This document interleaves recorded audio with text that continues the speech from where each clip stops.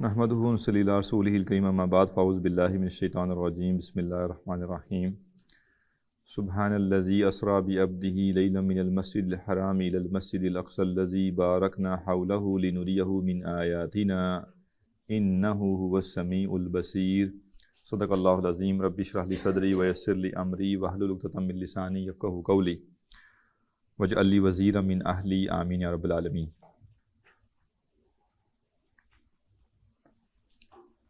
پچھلی فصل جو ہم پڑھ رہے تھے اس کے بالکل آخر میں انہوں نے کہا تھا کہ وَأَمَّا الْآثَارُ الْمَنْقُولَةُ فَكَثِيرَةٌ، کہ جو آثار نقل کیے گئے ہیں وہ بہت زیادہ ہیں۔ وَأَنَا أُشِيرُ إِلَىٰ أَطْرَافٍ مِّن بَعْضِهَا، اور میں ان میں سے کچھ کی طرف اشارہ کرتا ہوں۔ پیج 95 ہے آپ کے پاس، اور درمیان سے تھوڑا سا نیچے، بالکل سینٹر سے نیچے۔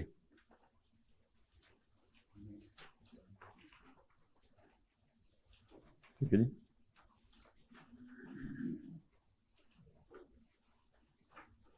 تو قرآن کو جہری پڑھنا، اس کی جو فضیلت ہے، اس کی ترجیح ہے، اس کے حوالے سے اب وہ دلائل نقل کر رہے ہیں۔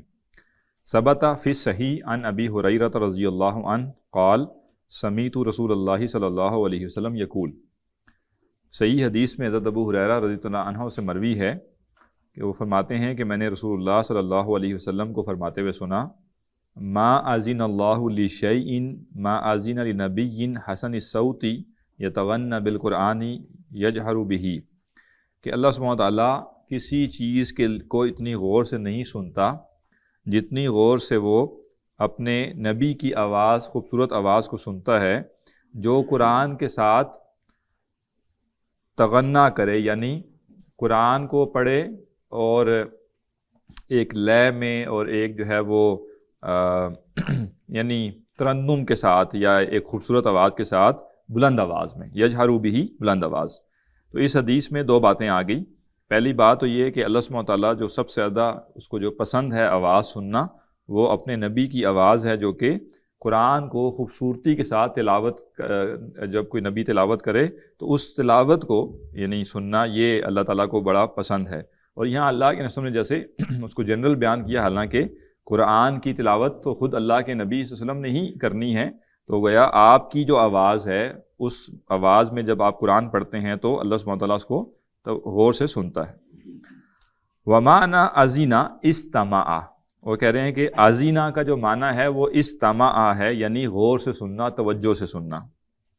وَهُوَ إِشَارَةٌ إِلَى الرِّضَا وَالْقَبُولِ، اور یہ رضامندی اور قبولیت کی علامت ہے۔ وعن ابی موسیٰ الاشعری رضی اللہ عنہ، حضرت ابو موسیٰ اشعری رضی اللہ عنہ سے روایت ہے، ان رسول اللہ صلی اللہ علیہ وسلم قال، کہ اللہ کے رسول صلی اللہ علیہ وسلم نے فرمایا، لقد اوتیت مزمارا من مزامیر آل داؤد، تمہیں آل داؤد کے سازوں میں سے ایک ساز دیا گیا ہے۔ تو داؤد علیہ السلام کی ایک خوبی قرآن مجید نے یہ بیان کی ہے کہ جب وہ اللہ کی حمد کرتے تھے تو ان کے ساتھ جو ہے وہ پہاڑ اور سب چیزیں حمد کرنے لگتی تھی، گویا ان کی اتنی خوبصورت آواز تھی کہ اس کے ساتھ باقی مخلوقات بھی اللہ کی حمد کرتی تھی۔ تو وہیں سے کہا کہ جیسے حضرت موسیٰ اشعری کا بھی معاملہ یہ ہے کہ ان کو جو ہے وہ آل داؤد کے سازوں میں سے ایک ساز یعنی بہت خوبصورت آواز دی گئی۔ وفی روایت لمسلم، اور مسلم کی ایک روایت میں ہے، ان رسول اللہ صلی اللہ علیہ وسلم قال لہ، کہ اللہ کے رسول صلی اللہ علیہ وسلم نے ان سے کہا، لقد رأیتنی وانا استمع لقراءتک البارحہ، کہ میں نے کل رات اپنے آپ کو پایا تمہاری تلاوت کو سنتے ہوئے۔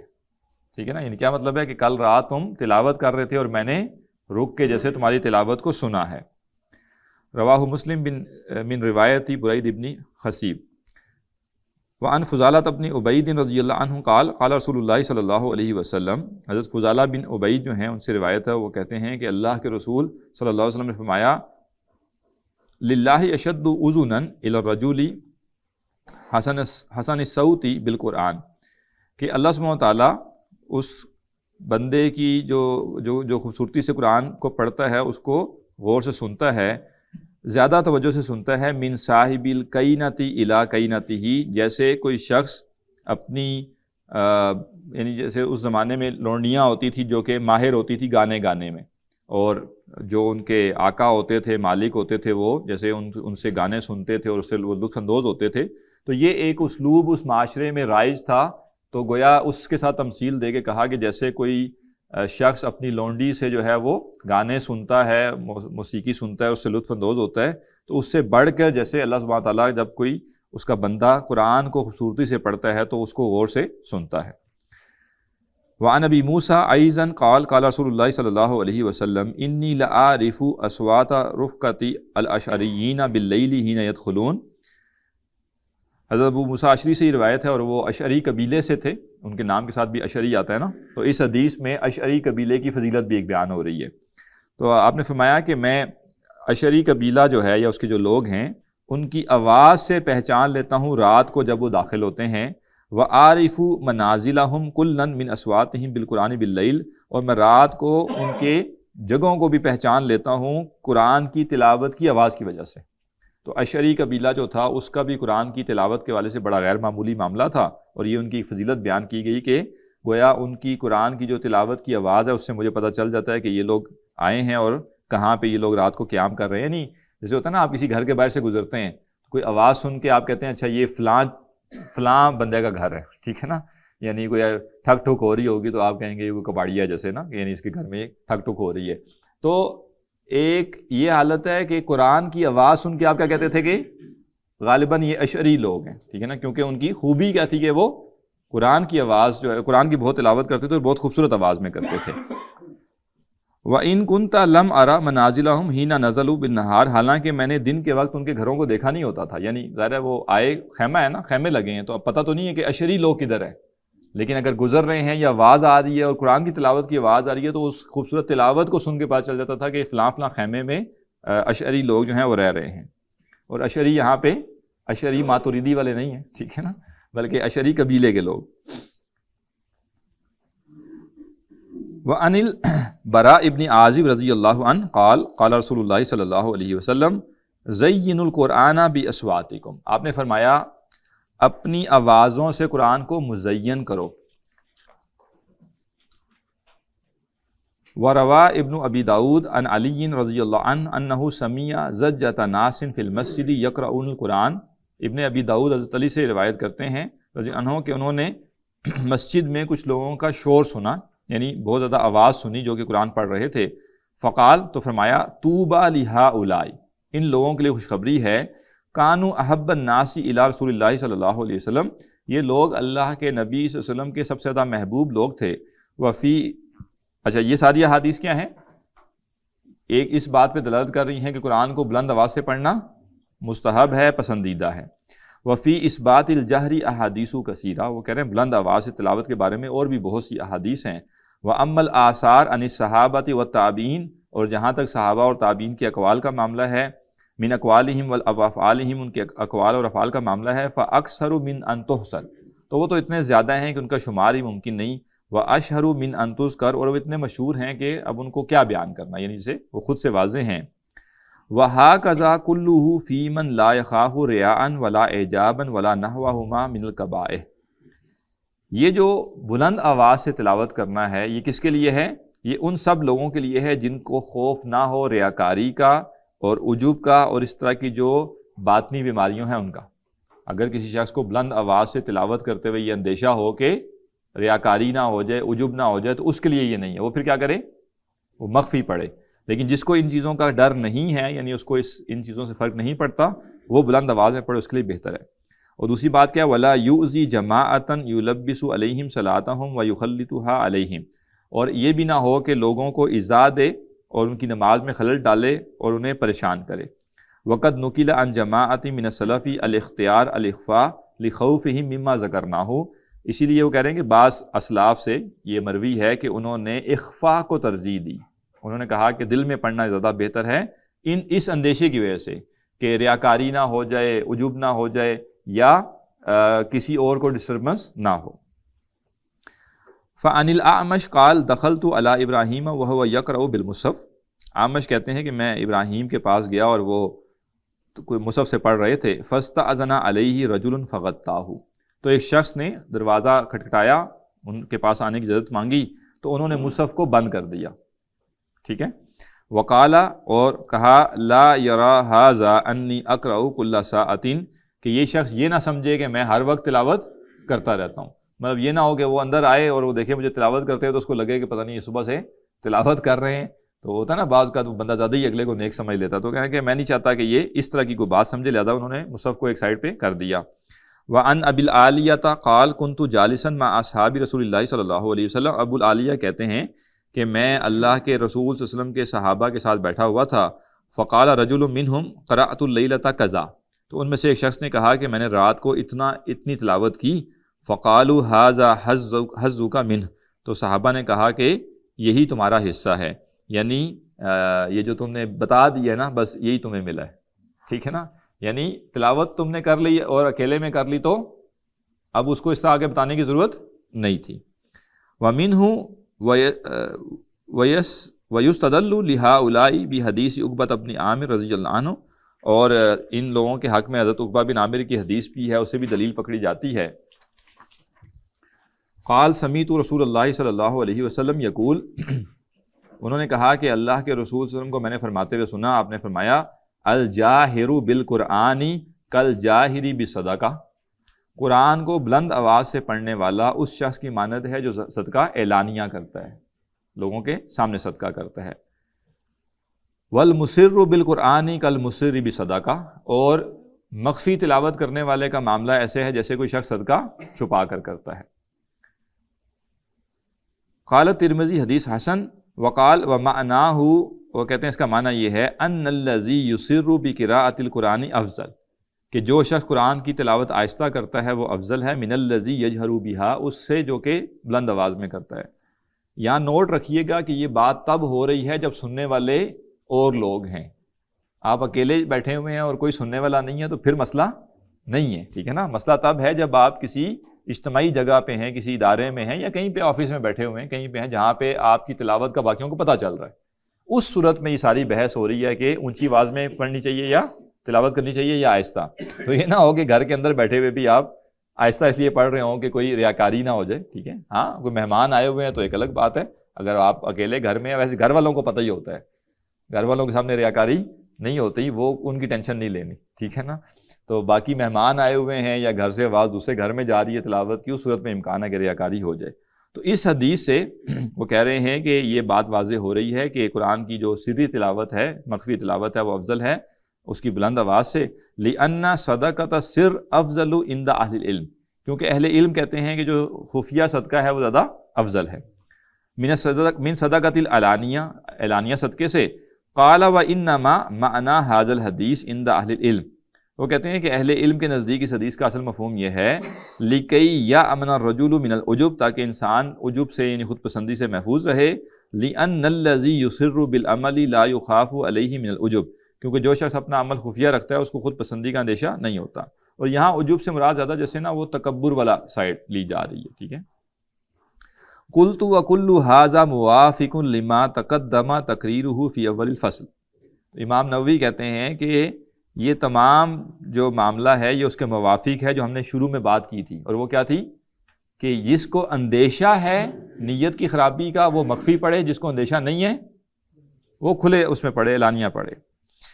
من التفصیل وَأَنَّهُ إِنْ خَافَ بِسَبَبِ الْجَهْرِ شَيْئًا مِمَّا يُكْرَهُ، اور اگر بندے کو جو ہے وہ اندیشہ ہو بلند آواز میں تلاوت کے حوالے سے لم یجہر، پھر وہ بلند آواز میں نہ پڑھے.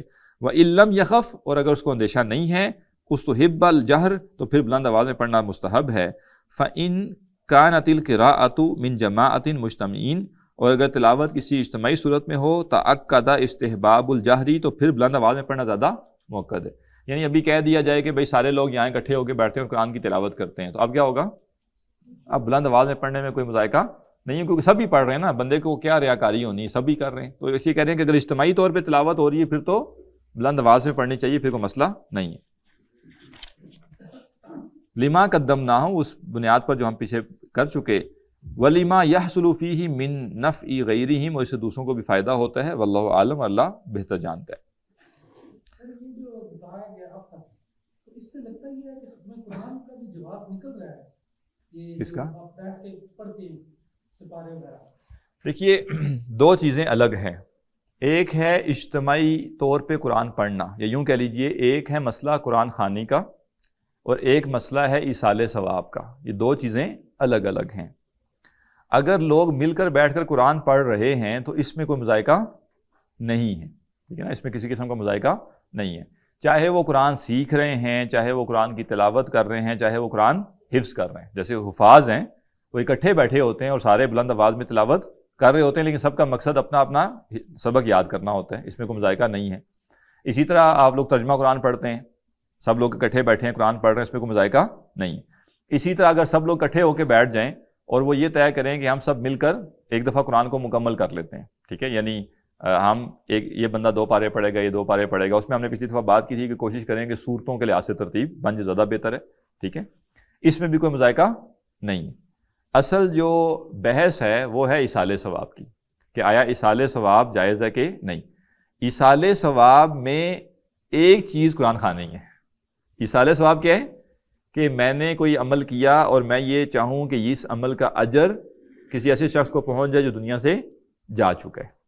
ایصال ثواب میں ضروری نہیں کہ قرآن کی تلاوت ہی کی جائے, قرآن خوانی ہی کی جائے. ایصال ثواب میں کوئی بھی نیکی کی جا سکتی ہے جس کا اجر کی نیت کی جائے کہ یہ اجر اس شخص کو چلا جائے جو کہ فوت ہو چکا ہے.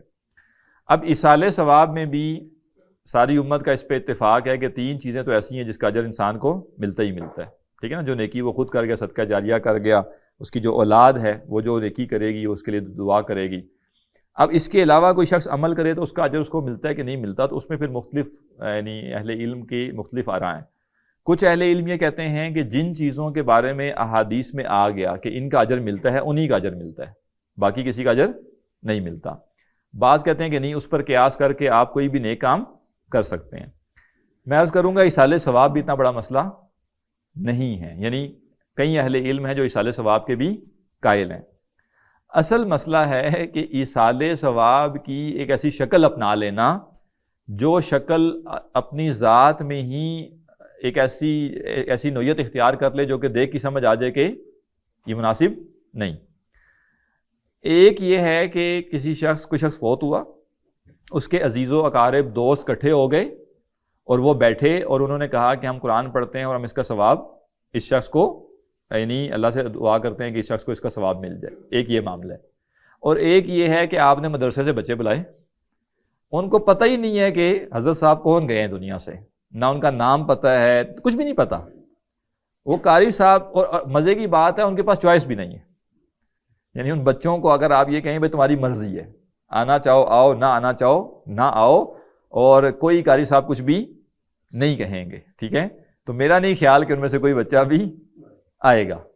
تو وہ قاری صاحب کے پریشر کے اوپر ہی, قاری صاحب کے وہ اس کے اوپر ہی وہ آ رہے ہوتے ہیں. پھر وہ جب آگے بیٹھتے ہیں تو ان کا جو قرآن پڑھنے کا معاملہ ہوتا ہے وہ بھی مطلب معاذ اللہ قرآن کے ادب کے خلاف ہے, کہ وہ بوجھل ہو کے پڑھ رہے ہیں اور ایک ڈیوٹی کے طور پہ پڑھ رہے ہیں اور بس کسی طریقے سے وہ ایک قرآن مکمل کیا جا رہا ہے, 2 قرآن مکمل کیے جا رہے ہیں. یہ جو شکل ہے نا, یہ تو اپنی ذات میں صحیح نہیں ہے. تو عزیز و اقارب ہیں, دوست احباب ہیں, اولاد ہے, ٹھیک ہے, اس میں بھی پھر کیا ہے کہ ریکمینڈیڈ یہ ہے کہ وہ یہ کام سارا اجتماعی طور پہ بیٹھ کے نہ کریں تاکہ رسم نہ بنے, ٹھیک ہے نا. ایک مثلا کسی شخص کا بیٹا ہے, وہ یہ ارادہ کر لے کہ میں ایک پورا قرآن پڑھوں گا اپنے طور پہ اور اس کا ثواب میں اللہ سے چاہوں گا کہ اللہ تعالیٰ والد صاحب کو چلا جائے, تو وہ پڑھے. بیٹی ہے وہ الگ پڑھ لے, دوست احباب ہیں وہ اپنے اپنے طور پہ پڑھ لیں. تو اس کو اکٹھے ہو کے رسم بنانا جو ہے وہ اتنا مناسب نہیں. تو اس لیے ایصال ثواب بھی کسی حد تک کچھ اہل علم نے اس کو الاؤ کیا ہوا ہے, کچھ اہل علم اس کے حق میں نہیں ہے, یعنی وہ ہر طرح کے ایصال ثواب کے حق میں نہیں ہے. لیکن اور قرآن خوانی میں بھی مسئلہ نہیں ہے. مسئلہ ہے اس کا ایک رسمی سی شکل بن جانا اور روح سے خالی ایک شکل بن جانا. اور اب اسی لیے دیکھیں نا, اس وقت تو یہ ہو چکا ہے کہ قرآن بینکس بن چکے ہیں. لوگوں نے کہا اب جدید ڈیجیٹل دور ہے, اس سارے کام کو بھی چھوڑو, بچے بلانے پڑتے ہیں, بٹھانا پڑتا ہے, کھانا کھلانا پڑتا ہے, پورا ایک دن لگتا ہے, ٹھیک ہے نا. تو ایسے ادارے بن گئے ہیں, ایسی جگہ بن گئی ہیں کہ جو کہتے ہیں کہ ہم نے 10 قرآن پڑھ کے رکھے ہوئے ہیں, ٹھیک ہے نا. بٹ کوائن کیا چیز ہے بھائی؟ بٹ کوائن, بلکہ یہاں یہ واحد جگہ ہے جہاں ہم کہہ سکتے ہیں کہ بٹ کوائن کی ایجاد ہم نے کی ہے, ٹھیک ہے نا. یعنی کیا کسی کو سمجھ آئی ہوگی بٹ کوائن؟ ہم نے پہلے وہ قرآن بینک بنا دی جس میں ہم نے پڑھ کے وہ بلاک چین ٹیکنالوجی میں لاک کر دی, ٹھیک ہے نا. اب جو بندہ وہ 10,000 20,000 یا 50,000 پہ صدقہ دے گا اس ادارے کو یا ڈونیشن دے گا, تو وہ جو پڑھے ہوئے ہیں قرآن اس میں سے ٹرانسفر کر دیں گے, ٹھیک ہے نا. وہ بٹ کوائن جو ہے وہ ٹرانسفر ہو جائے گا. یعنی لا محالہ جو بدعت ہوتی ہے نا وہ شکل پھر بدلتی ہے. ٹھیک ہے نا، وہ اس کو مزید جو ہے وہ بدتر سے بدتر شکل میں جاتی ہے۔ تو اسی لیے ان چیزوں سے بچنا چاہیے۔ جو امت کے معتبر طبقے میں اس کا رائج نہیں رہی، اور رائج ہوئی بھی تو ان کی شکلیں دن بدن بگڑنا شروع ہوگی۔ اب دیکھیے 12 ربیع الاول کے دن خوشی منانا ایک بات ہے، اور 12 ربیع الاول کے دن جلوس نکالنا ایک بات ہے۔ یعنی کئی اہل علم آپ کو ایسے مل جائیں گے جو معتبر اہل علم ہیں، اور وہ اس طرح کی بات کریں گے کہ بھائی 12 ربیع الاول کے دن اگر کوئی شخص خوشی منا رہا ہے تو اس میں کوئی مذائقہ نہیں، لیکن وہ یہ نہیں کہہ رہے ہوں گے کہ خوشی منانے کا مطلب جھنڈیاں لگاؤ، خوشی منانے کا مطلب جلوس نکالو، خوشی منانے کا مطلب جو ہے وہ سارے وہ ماڈلز بنا کر اور سارا کچھ کرو۔ وہ یہ نہیں کہہ رہے، وہ یہ کہہ رہے ہیں کہ ایک بندے کو یہ احساس ہے کہ آج کا دن جو تھا اللہ تعالیٰ نے سب سے افضل انسان کو اس دنیا میں بھیجا تھا، اور بالفرض اس کو لگتا ہے کہ یہ خوشی کا ایک معاملہ ہے اور وہ خوشی محسوس کرتا ہے۔ تو بعض اہل علم کہیں گے کہ، میں یہ نہیں کہہ رہا سارے اہل علم، بعض اہل علم کہیں گے اس میں مسئلہ نہیں ہے، لیکن وہ بھی یہ نہیں کہیں گے کہ اس خوشی کو منانے کا یہ طریقہ صحیح ہے۔ وہ بھی یہی کہیں گے کہ اس خوشی کو منانے کا صحیح طریقہ کیا ہے؟ روزہ رکھیں، ٹھیک ہے نا، آپ روزہ رکھیں، پیر کے دن روزہ رکھیں آپ، ٹھیک ہے۔ تو لیکن کیا ہوتا ہے کہ پہلے وہ جلوس کا ایک شکل نکلی، پھر اس جلوس میں آہستہ آہستہ رنگ بدلنے شروع ہوئے، پھر اس میں جھنڈیاں اور پھر اس میں جو ہے وہ بینر آنے شروع ہوئے، پھر آہستہ آہستہ کرتے کرتے اب تو بالکل ایک اس کی شکل ہی بدل گئی، ٹھیک ہے نا۔ بہت ہی عجیب و غریب قسم کے کام شروع ہو چکے ہیں ان جلوسوں میں۔ یہ چیز اپنی ذات میں ایک دلیل ہے کہ اگر یہ اللہ کی رضا کا اور دین کا ایک پسندیدہ کام ہوتا تو یہ اس شکل میں تبدیل نہ ہوتا۔ ایسی چیزوں سے بچنا چاہیے۔ فصل فی استحباب تحسین صوت بالقراءۃ، یہ بڑا اہم ایک معاملہ ہے کہ ہر شخص جس درجے اس کے لیے ممکن ہو، ہر شخص کا اپنا آواز کا اور لہجے کا معاملہ ہے، لیکن یہ چیز مستحب ہے کہ انسان قرآن کی تلاوت میں آواز کو خوبصورت بنانے کی کوشش کرے جس حد تک اس کے لیے ممکن ہے۔ اجمع العلماء رضی اللہ عنہم، تمام علماء اس بات پر متفق ہیں، من السلف والخلف من الصحابۃ والتابعین، سلف اور خلف میں سے، صحابہ اور تابعین میں سے، ومن بعدہم من علماء الامصار ائمۃ المسلمین، اور بعد کے جو علماء تمام شہروں کے اور مسلمانوں کے جو ائمہ ہیں، علی استحباب تحسین صوت بالقرآن، کہ قرآن کی جو آواز، قرآن کو خوبصورت آواز میں پڑھنا یہ مستحب ہے، وَأَقْوَالُهُمْ وَأَفْعَالُهُمْ مَشْهُورَةٌ نہایت الشہرہ، اور ان کے اقوال اور اعمال جو ہیں وہ اس معاملے میں بہت ہی زیادہ مشہور ہیں۔ فَنَحْنُ مُسْتَغْنُونَ عَن نَقْلِ شَيْءٍ مِّنْ أَفْرَادِهَا، اور ہم ان میں سے ہر ایک کو سنگل کر کے نقل کرنا جو ہے اس سے جو ہے وہ عاجز ہیں، یا اس سے ہم مستغنی ہیں، اس کی ضرورت نہیں ہے۔ وَدَلَائِلُ هَذَا مِنْ حَدِيثِ رسول اللہ صلی اللہ علیہ وسلم، اور اس پر اللہ کے رسول صلی اللہ علیہ وسلم کی حدیث موجود ہے، مستفیضۃ عند الخاصۃ والعامہ، جو کہ خاص و عام سب کے ہاں جو ہے وہ مشہور ہے، کا حدیث، جیسے حدیث ہے، زینوا القرآن باصواتکم، قرآن کو اپنی آوازوں سے مزین کرو۔ وہ حدیث، اور دوسری حدیث، لقد اوتی ھذا مزمارا، کہ اس سے جو ہے وہ آل داؤد کے جو ساز ہیں وہ عطا کیے گئے ہیں۔ وہ حدیث ما اذن اللہ، اور وہ جو پیچھے حدیث ہم پڑھ چکے ہیں کہ اللہ تعالیٰ اتنی توجہ سے کوئی چیز نہیں سنتا جتنی توجہ سے وہ اپنے نبی کی آواز سنتا ہے جب وہ قرآن کو تلاوت کریں۔ وہ حدیث، اور دوسری حدیث جو ہے کہ اللہ تعالیٰ جو ہے وہ قرآن کے پڑھنے والے کی تلاوت جو ہے اس کو غور سے سنتا ہے۔ وقد تقدمت کلھا من الفصل السابق، وہ یہ سب احادیث پچھلی فصل میں گزر چکی ہیں۔ وتقدم فی فضل الترتیل حدیث عبداللہ ابن مغفل، اور ترتیل کی جو فضیلت ہے، قرآن کو ٹھہر ٹھہر کر پڑھنا، اس میں پیچھے حدیث گزر چکی ہے حضرت عبداللہ بن مغفل کی، فی ترجیع النبی صلی اللہ علیہ وسلم القراءۃ، جس میں اللہ کے رسول قرآن کو ترتیل کے ساتھ اور ترجیع کے ساتھ تلاوت کرتے تھے۔ وکا حدیث سعد بن ابی وقاص، اور جیسے حضرت سعد بن ابی وقاص کی حدیث ہے۔ وہ حدیث امامہ رضی اللہ عنہما، حضرت امامہ رضی اللہ عنہ کی حدیث ہے، ان النبی صلی اللہ علیہ وسلم قال، کہ اللہ کے نبی صلی اللہ علیہ وسلم نے فرمایا، من لم یتغن بالقرآن فلیس منا، کہ جو قرآن کو خوش الحانی سے نہیں پڑھتا وہ ہم میں سے نہیں۔ تو جس حد تک ممکن ہو کوشش کرنی چاہیے، لیکن ایسا نہیں ہونا چاہیے کہ ایک شخص کو یہ پتہ ہو کہ میری تجوید یا میری تلاوت بالکل صحیح نہیں ہے اور وہ اکیلے لگا رہے، وہ پھر کسی کے ساتھ بیٹھ کر کرے، تاکہ یہ نہ ہونا کہ وہ قرآن کو خوش الحانی سے پڑھنے کے چکر میں غلط پڑھنا شروع کر دے۔ بعض اوقات ہوتا ہے نا، لوگ خوش الحانی سے پڑھنے کے لیے خام خواہ لمبا کر رہے ہیں کسی حرف کو جو کہ لمبا نہیں کرنا چاہیے، تو ایسا نہ ہو، تو کسی کے ساتھ بیٹھ جائیں۔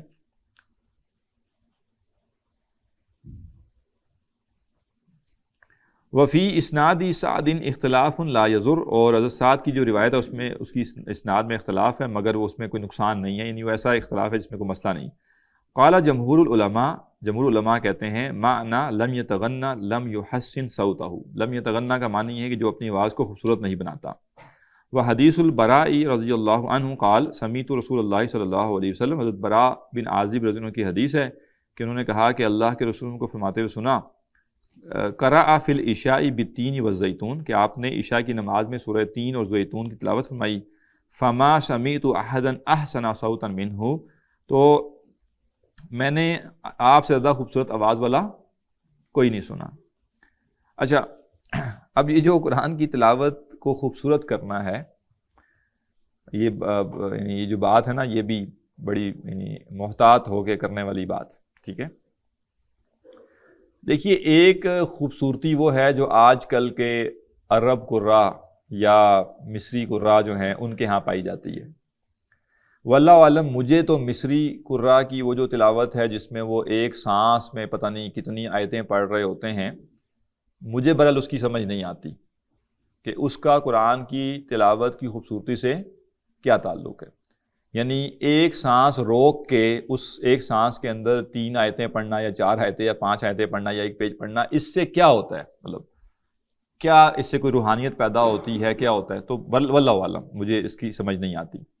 دوسرا یہ ہے کہ جو عرب قراء ہیں ان کا بھی، ہمارے ایک دوست تھے، وہ قاری تھے، خود بھی قاری ہیں الحمدللہ، تو وہ کہا کرتے تھے کہ یہ جو ساؤنڈ سسٹم آ گئے نا، اس کے آگے آپ جس مرضی کو کھڑا کر دیں، ٹھیک ہے نا۔ تو اصل جو غنا ہے وہ بندے سے زیادہ ساؤنڈ سسٹم میں ہے۔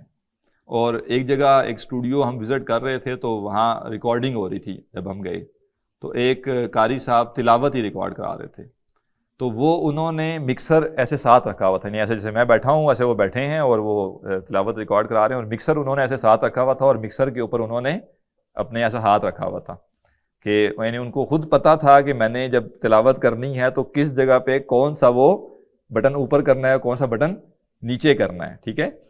تو یعنی واللہ عالم، یہ میں ایک اپنا تاثر بیان کر رہا ہوں، یہ کوئی علمی رائے تو نہیں ہے۔ تو یعنی ایک تعجب یہ ہوا کہ بھائی کہاں تلاوت کرتے ہوئے اس تلاوت پہ غور ہونا، اس کے الفاظ پہ، اس کے معنی پہ غور ہونا، اور کہاں یہ ہے کہ اب یعنی بٹن جو ہے وہ مکسر کے مختلف بٹنز کے اوپر ہے، اور کہاں سے وہ بیس اوپر نیچے ہوتی ہے، اور کہاں سے آواز پتلی ہوتی ہے، اور کہاں سے آواز گاڑی ہوتی ہے، اور کہاں سے وہ پچ ایسے ہوگی، یہ سارا ان کو پتہ ہے، اور وہ تلاوت کرتے ہوئے ان کی توجہ ادھر سے زیادہ ادھر ہے کہ میں نے ان بٹنوں کو اوپر نیچے کرنا ہے۔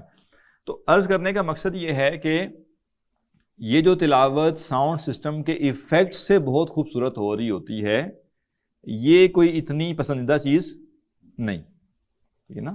اصل میں تلاوت کی خوبصورتی وہی ہے جو کہ آپ کی اپنی آواز میں خوبصورتی ہو، نہ کہ ساؤنڈ سسٹم کی جو خوبصورتی ہے وہ۔ اس کا یہ مطلب نہیں کہ ساؤنڈ سسٹم استعمال نہیں کرنا چاہیے، ساؤنڈ سسٹم میں سے ایفیکٹس بہت زیادہ نہیں اوپر نیچے کرنے چاہیے۔ تو یہ کوشش کریں ایسی تلاوت سنیں جو کہ، اور ایسی تلاوت، اچھا ہم سب کیا ہوتے ہیں، احساس کمتری کا شکار ہوتے ہیں کہ بھئی ہم تلاوت کرتے ہیں اور آواز بہتر کرنے کی کوشش کرتے ہیں، تو اس سے تو دور دور تک بھی نہیں میچ کرتی جو تلاوت وہ ہم سنتے ہیں وہ ہے۔ تو ہمیں نہیں پتا کہ اس کے پیچھے وہ ساؤنڈ ایفیکٹس کتنے ڈال دیے گئے ہیں، اور کتنے ہائی یعنی وہ سسٹمز لگے ہوئے ہیں ساؤنڈ کے جو کہ اس آواز کو بہتر کر رہے ہیں۔ تو ایسا نہیں ہے۔ اور کبھی آپ سنیں تلاوت، آپ کو شاید نا انٹرنیٹ پہ مل جائے، کبھی دیکھیے گا، تو ڈاکٹر سار صاحب کی بھی وہی ایک دفعہ انہوں نے نماز پڑھائی تھی، شاید اس کی کوئی ریکارڈنگ ہے بڑی پرانی، اور ظاہر ہے اس میں کوئی ایفیکٹس کوئی نہیں ہے، تو وہ بالکل دیسی قسم کی جو جس کو ہم کہتے ہیں تلاوت کا ایک انداز ہوتا تھا۔ اسی طرح ڈاکٹر عبدالسمیع صاحب ہیں، ان کے ساتھ 1-2 دفعہ نماز پڑھنے کا موقع ملا، تو ان کی بھی تلاوت بالکل ایسے یعنی بغیر ساؤنڈ سسٹم کے، اور وہ تو کوشش کرنی چاہیے کہ اس ٹیسٹ کو بھی اپنایا جائے اور اس کو بھی ایک سٹینڈرڈ سمجھا جائے، ٹھیک ہے نا، نہ کہ بس یہ عرب قراء جو ہیں یا مصری قراء اس کو سامنے رکھ کے اب ہم کوشش کریں کہ ویسی ہے تو حسن صوت ہے، ورنہ نہیں ہے۔ ضروری نہیں ہے کہ ہماری اور ہو ہی نہیں سکتی، وہ ساؤنڈ سسٹم ہمارے پاس ہے ہی نہیں، ٹھیک ہے نا، ہم تو بیٹھے ہوئے خود ہی تلاوت کر رہے ہیں، کوئی آگے مائک ہی نہیں ہے، کوئی ساؤنڈ سسٹم نہیں ہے، تو اس کو نہیں کاپی کرنا، وہ ایک الگ چیز ہے۔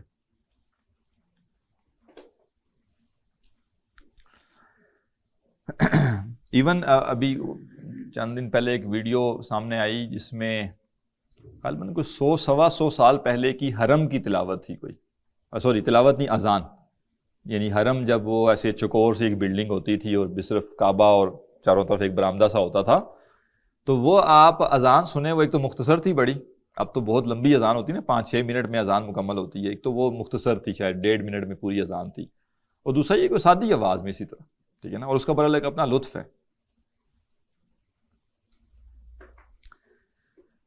قال العلماء رحمہ اللہ یستحب تحسین الصوت بالقراءۃ وترتیلها ما لم یخرج عن حد القراءۃ بالتمطیط۔ وہ بات آ بھی گئی امام نووی کی طرف سے کہ وہ کہتے ہیں، اور امام نووی کو اگر پتہ ہوتا کہ ایک زمانے میں ساؤنڈ سسٹم آنے، ٹھیک ہے، وہ مصری قراء نے بھی ایک پورا ایک نیا وہ انداز لے کر آنا ہے تلاوت کا، تو وہ کیا کہتے ہیں؟ تو وہ کہتے ہیں کہ یستحب تحسین الصوت بالقراءۃ، قراءت کرتے ہوئے آواز کو خوبصورت بنانا پسند ہے، وترتیلها، اور قرآن کو ٹھہر کر پڑھنا، ما لم یخرج عن حد القراءۃ بالتمطیط، جب تک کہ جو قرآن کی تلاوت ہے وہ تمطیط سے باہر نہ نکلے، یعنی بے جا کھچاؤ نہ ہو، اس کے اندر بے جا کھینچا تانی نہ ہو، تو یعنی توازن کے ساتھ، یہ نہیں ہے کہ اب آپ وہی کہ سانس روکی ہوئی ہے اور پتہ نہیں کیا عجیب و غریب طریقے سے وہ تلاوت کی جا رہی ہے، اس کی ضرورت نہیں ہے، نارمل انداز میں جب جتنی خوبصورت کر سکتے ہیں اتنی کریں۔ فَإِنْ أَفْرَطَ حَتَّى زَادَ حَرْفًا أَوْ أَخْفَاهُ فَهُوَ حَرَام، اگر کسی نے اتنا مبالغہ کیا کہ حرف ہی بڑھا دیا یا جو ہے وہ کوئی چیز جو ہے وہ مخفی کر دی، چھوڑ دی، تو وہ حرام ہے، وہ تلاوت صحیح نہیں۔ وَأَمَّا الْقِرَاءَةُ بِالْأَلْحَانِ فَقَدْ قَالَ الشَّافِعِيُّ رحمہ اللہ فِي مَوْضِعٍ أَكْرَهُهَا، اور ترنم کے ساتھ جو تلاوت ہے اس کے بارے میں امام شافعی نے کہا کہ میں اسے ناپسند کرتا ہوں، یعنی خاص طرح کا انداز جو ہے یعنی وہ پسندیدہ نہیں ہے۔ قال اصحابنا لیست علی قولین بل فیہ تفصیل، ہمارے علماء کہتے ہیں کہ اس بارے میں 2 قول نہیں بلکہ تفصیل ہے۔ ان افرط فی التمطیط فجاوز الحد فهو الذی کرہہ، اگر کسی نے کھینچنے میں حد سے تجاوز کیا تو یہ وہ چیز اس کو امام شافعی نے پسند نہیں کیا۔ وَإِن لَمْ يُجَاوِزْ فَهُوَ الَّذِي لَمْ يُكْرِهْ، اور اگر اس نے تجاوز نہیں کیا، یعنی کسی حرف کو آگے پیچھے نہیں کیا، زیادہ لمبا نہیں کیا یا مس نہیں کیا، تو پھر مکروہ نہیں ہے۔